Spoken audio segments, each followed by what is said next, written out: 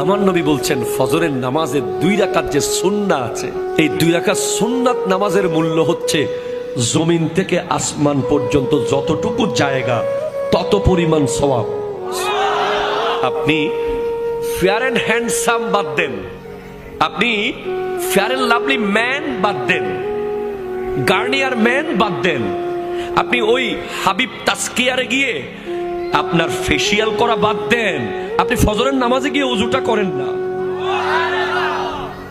তারপর দেখেন না আপনার চেহারার গ্লেজ কি কেমন মারে।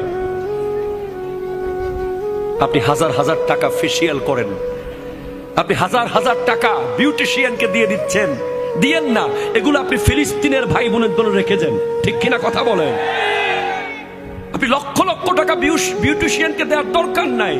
আপনি 5 ওয়াক্ত 5 বার ওযু করেন না, আপনার চেহারা দেখলেই শত্রু কাবু হয়ে যাবে, ঠিক কিনা কথা বলেন? আমি কোনো বিউটি পার্লারের বিরুদ্ধে মানুষ না ভাই।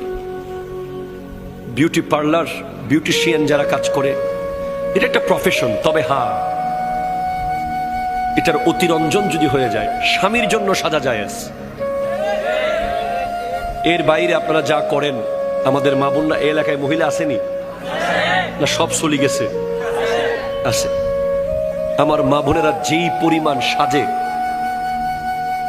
মেহেদি অনুষ্ঠানে যাওয়ার সময়, আগে পুরুষরা তেমন বিউটি পার্লারে যেত না, এখন পুরুষরা আরো বেশি। কালকে না পরশু দেখলাম একটা খেডি মাসাজ করতে গিয়ে রক্সিরি কাইতে পড়ে গেছে, ঠিক কিনা কথা কন?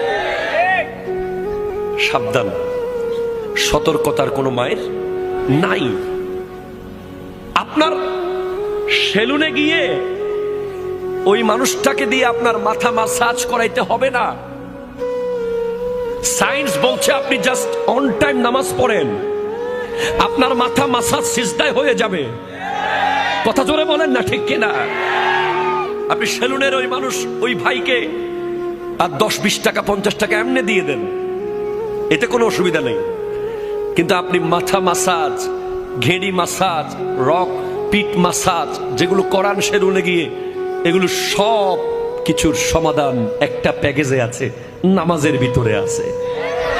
অ্যাকর্ডিং টু সায়েন্স আপনি যদি পারফেক্টলি নামাজে দাঁড়ান, শোনেন, যখন আমরা আল্লাহু আকবার বলে এভাবে হাত তুলি, আছে না নাই? আবার অনেকে তো হাত তুলে এভাবে,